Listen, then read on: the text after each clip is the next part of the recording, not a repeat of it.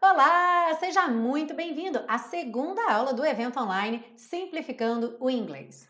Ontem, na aula 1, nós vimos os 5 erros que você pode estar cometendo. Aliás, podia, porque depois de vê-los na aula ontem, eu tenho certeza que você já resolveu essa situação, né? Mas, voltando então, 5 erros que você podia estar cometendo e que podiam estar atrapalhando muito o seu aprendizado de inglês.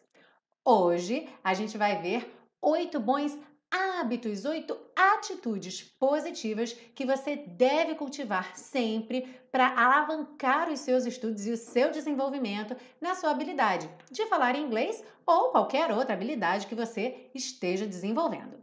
Vamos lá?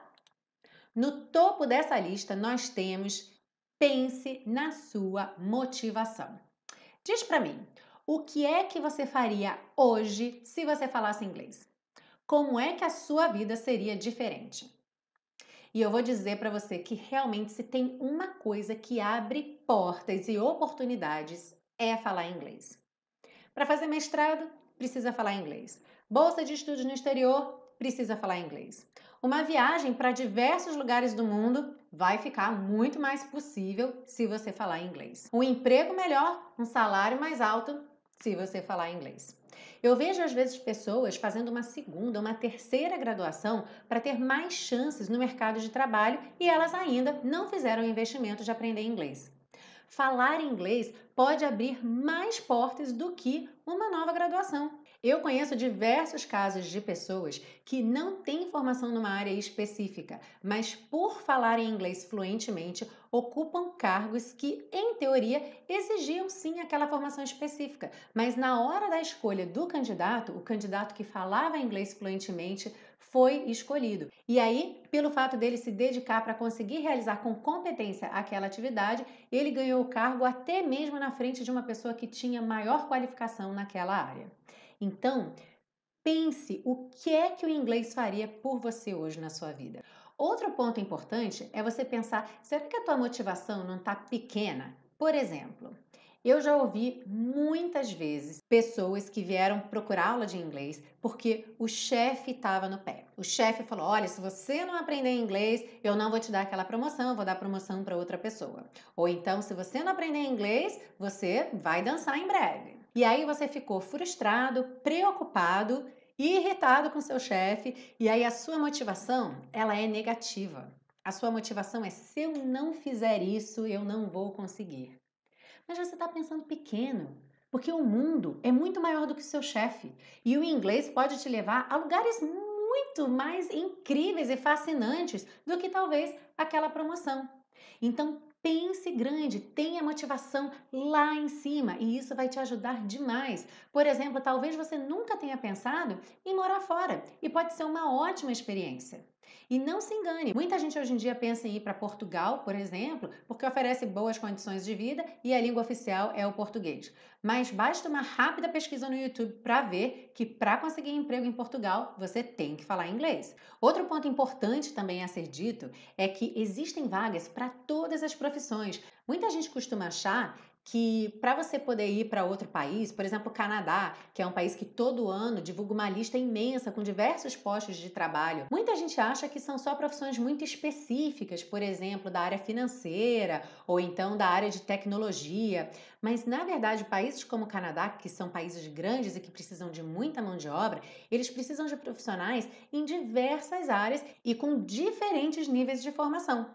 Para você ter uma ideia, em novembro de 2016, o site Business Insider divulgou a lista das 10 profissões que mais abriram postos de trabalho no Canadá para imigrantes. E aí, claro, nós tínhamos essas profissões relacionadas à tecnologia, ao mercado financeiro, mas sabe quais eram as duas profissões que estavam no topo da lista?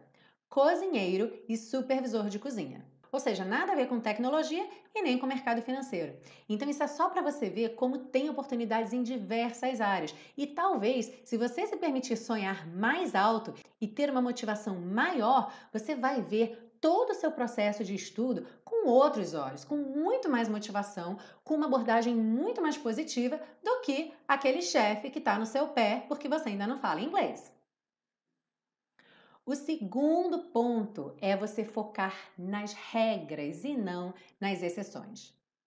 Como assim?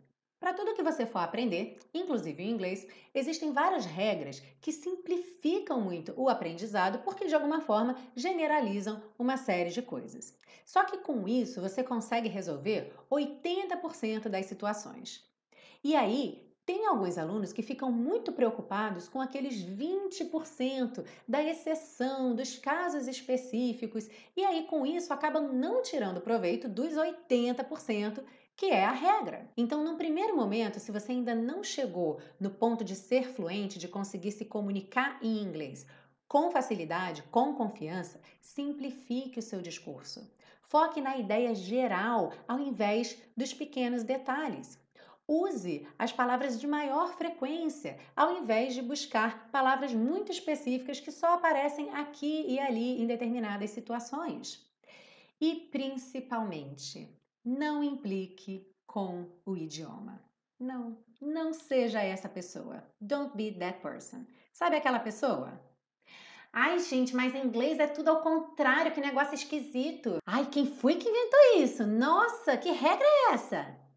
Ai, inglês é muito difícil, português é muito mais fácil. Gente, português não é mais fácil. Por que que a casa é feminina e o carro é masculino? Essa é só uma das muitas esquisitices que a língua portuguesa tem e que qualquer língua vai ter. Ou seja, não perca seu precioso tempo. Olha só aquelas 5 vezes por semana, meia hora por dia. Você já tem tão pouco tempo para estudar inglês. Perca seu tempo implicando com uma coisa que você não vai poder mudar. Comprando uma briga que já está perdida desde o começo. Então, aproveita tudo que o inglês e o português têm em comum, que vai te facilitar a beça. E olha, é muita coisa que o inglês e o português têm em comum. E aí, fique curioso com relação às diferenças. Isso vai mudar totalmente a tua abordagem do inglês e, sem dúvida, vai mudar drasticamente os seus resultados. O terceiro ponto é: celebre seus sucessos. Celebrate good times, come on. Pararara, pa, pa, pa, para. É isso aí, gente. Celebre seus sucessos. A cada conquista, por menor que seja, celebre. Conseguiu se apresentar em inglês? Celebre. Conseguiu reconhecer na vida real alguma coisa que você aprendeu na aula? Tudo isso é motivo de comemoração.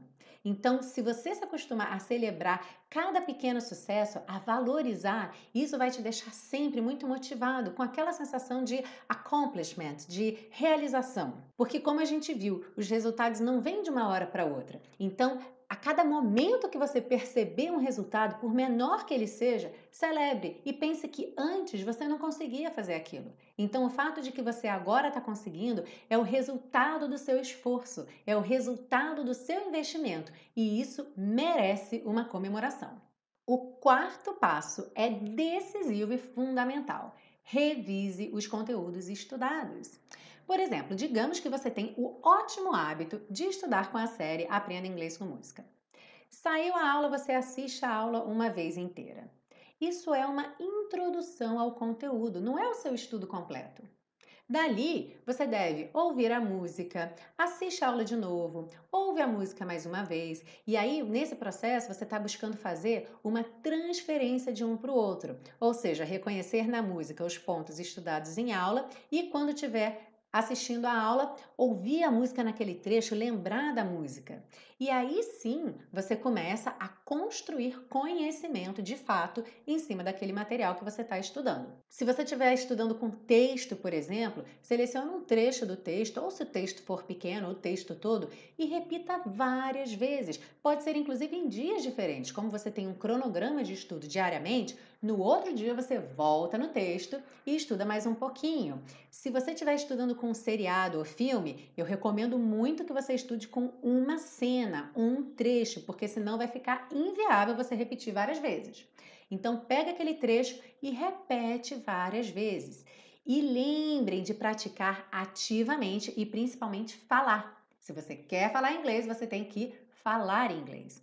E aí pense que falar inglês não é só conversar, não é só falar das suas ideias. Se você está lendo um texto em voz alta, você está falando. Pega essa cena desse seriado e decora o script como se você fosse fazer um teste para o teatro. Imagina que você vai fazer aquele personagem e aí tenta decorar aquela fala com a mesma entonação, com o mesmo sotaque. Isso é super divertido. Você pode fazer na frente do espelho, você pode gravar. Vamos lá? Gravando. E você vai estar praticando ativamente, assim como com a música. O que eu sempre falo? Cante a música. Uma sessão de estudos onde você não pratica ativamente não é uma boa sessão de estudos. E um diferencial muito importante. Será que você sabe qual é a diferença entre uma sessão de estudo e ter contato com o inglês?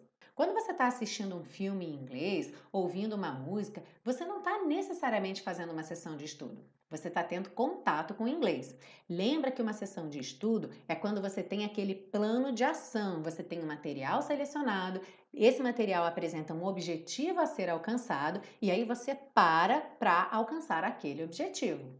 Ok? Contato com o inglês é algo que você pode ter o máximo possível, o dia inteiro, se você se cerca de inglês nos seus dispositivos, ouvindo música, assistindo filme, mas não confunda isso com estudar. E aí, o número 5 tem tudo a ver com isso que a gente falou agora, porque ele tem a ver com contato com o inglês e nada a ver com estudo. É o seguinte: usar o inglês como meio e não como fim. Como assim? O inglês é um objetivo para você porque você quer aprender inglês. Mas através do inglês tem uma porção de outras coisas que você também pode aprender. Ou até mesmo desenvolver um hobby que você já tenha. Pensa em hobbies e interesses que você já tem. Jardinagem, carpintaria, moda, maquiagem, música. Pois é, para todas essas coisas e muito mais, tem tutoriais no YouTube feitos em inglês por nativos e não nativos, o que te dá uma variedade imensa de sotaque.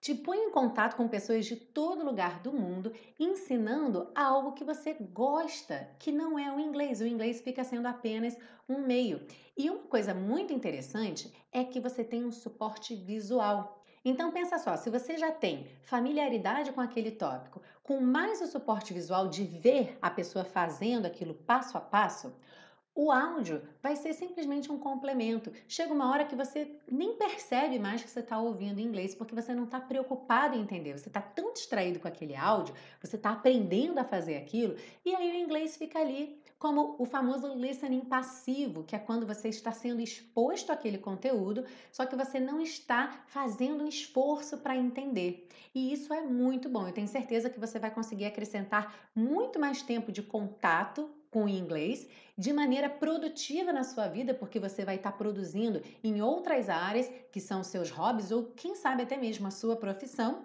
E sem dúvida você vai colher muitos benefícios com o inglês, melhorando a sua familiaridade com o idioma em diferentes sotaques, em diferentes contextos, o que é muito bacana. O sexto ponto é: se conheça. Ninguém melhor do que você para saber o que funciona e o que não funciona como tática de aprendizagem. Provavelmente você já ouviu alguém dizer: não faça lista de nada, não memorize lista, porque lista não serve para nada, você vai esquecer tudo, não vai conseguir memorizar. Se você é uma pessoa que sempre fez listas e que adora fazer lista e que a lista funciona para você, você memoriza tudo que está na lista, ora, faça as suas listas. Outro exemplo, flashcards, aqueles cartões para você fazer repetição, que ajudam muito no processo de memorização. Se você odeia flashcards, você foge de uma sessão de estudo para não ter que fazer flashcards, não faça flashcards, porque eles não vão funcionar para você. Ou seja, é claro que você quer colocar no seu dia a dia os hábitos que são comprovadamente positivos, mas você precisa também personalizar isso e usar as coisas com as quais você se identifica. Se aquilo não tem nada a ver com você, não fique forçando a barra. Seja criativo, invente outros métodos e você acaba transferindo para outras áreas. Ou seja, hoje você está usando isso para aprender inglês, amanhã pode ser um outro idioma ou uma habilidade totalmente diferente. Então você só tem a ganhar com a personalização do seu método de estudo. Outro ponto também a ser personalizado é o conteúdo do seu estudo. Por exemplo, vocabulário. Vocabulário é algo que deve ser personalizado sempre. Por quê? Porque a menos que você trabalhe num zoológico, ou seja, veterinário, você não quer saber o nome de 50 animais em inglês. O tempo que você vai gastar para tentar memorizar isso, você podia estar memorizando outras coisas que vão ser muito mais importantes na sua área, na área onde você tem necessidade de falar inglês. Outro exemplo, se você é um designer de interiores, um artista gráfico, um pintor, com certeza você conhece mais cores do que eu, em português mesmo. E aí, provavelmente, esse vocabulário vai ser importante para você em inglês. Então, vá personalizando seu vocabulário. Não fique se expondo a uma quantidade muito grande de palavras em cada categoria, quando provavelmente você não vai usá-las. Vá montando o seu vocabulário de acordo com a sua necessidade e com as suas áreas de interesse.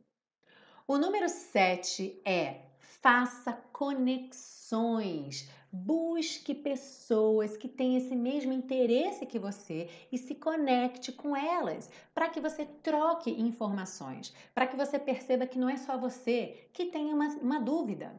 Eu tive a experiência de ter alunos particulares se juntando ao curso intensivo. E essa foi a primeira coisa que eu ouvi deles após o início das aulas. Que foi muito legal participar do grupo, porque eles perceberam que não era só eles que tinham determinada dúvida, não era só eles que não sabiam determinada coisa, e até mesmo que ele não sabia que tinha aquela dúvida, mas que ao ver o colega perguntando, ele percebeu que também não sabia aquilo. Então, essa troca de experiência com outras pessoas que estão trilhando o mesmo caminho que você é muito positiva. E além disso, é muito motivador. Porque, claro, em algum momento você vai estar um pouco mais cansado, um pouco mais desanimado, e aí o fato de você fazer parte de um coletivo e tá todo mundo ali diariamente seguindo em frente para realizar esse objetivo, vai te ajudar muito a conseguir manter a sua meta de estudar todo dia para conseguir falar inglês. E o oitavo ponto, divirta-se. Divirta-se. Divirta-se até mesmo com seus erros, divirta-se até mesmo com seus micos. Aliás, quem é que nunca pagou um mico? Micos já são uma parte natural do processo de comunicação, principalmente quando a gente fala de trocas culturais, que é o que você faz quando você usa outro idioma. Para que você vai falar inglês? Para falar com uma pessoa de outro país, de outra cultura. Então, naturalmente, no meio dessa troca cultural, vai acontecer algum mico, vai acontecer alguma gafe, como acontece em português. Se você já viajou para outra região do país, é quase certo que você já pagou um mico de chamar um objeto ou uma comida por um nome diferente. Por exemplo, o pãozinho de todo dia. Aqui no Rio de Janeiro, a gente chama de pão francês. Eu já pedi pão francês em outros lugares do país e a pessoa não sabia o que que era e falou: Nossa, mas é o pãozinho comum? Ah, você falou francês, eu achava que era uma coisa assim, né? Chique, francês. Não. É pão de sal? Ah, tá, porque é pão francês, é pão de sal. Ou então, amigos que eu tenho, vários amigos gaúchos aqui no Rio, e tiveram a experiência de chegar na padaria pedindo um cacetinho e foram olhados com muito estranhamento, porque não existe cacetinho aqui no Rio, é pão francês. E isso, gente, é muito divertido. Você tem que ter essas histórias para contar depois. Então não fique preocupado em saber todos os nomes de uma determinada coisa para que você possa ir para qualquer lugar do mundo e acertar aquele nome. Não, você sempre pode perguntar de novo, você pode apontar, você pode desenhar, você pode tirar uma foto. O processo de comunicação é muito rico, ele vai muito além das palavras. Então, é claro, faça a sua pesquisa. Se você vai para um lugar específico, é claro que você quer personalizar o seu conteúdo para aquele objetivo daquele momento. Mas não fique preocupado, divirta-se com essa pesquisa, fique curioso ao descobrir as diferenças e caso aconteça um mico, caso aconteça uma gafe, duas coisas eu te garanto. Primeiro, você nunca mais vai errar aquilo de novo. E segundo, você vai ter história para contar. Então, have fun, divirta-se. Bom, agora é hora de você fazer uma autoavaliação e pensar quais dessas atitudes e hábitos você já faz no seu dia a dia. E se você ainda não faz, eu te convido a experimentar, que eu tenho certeza que você vai ver a diferença.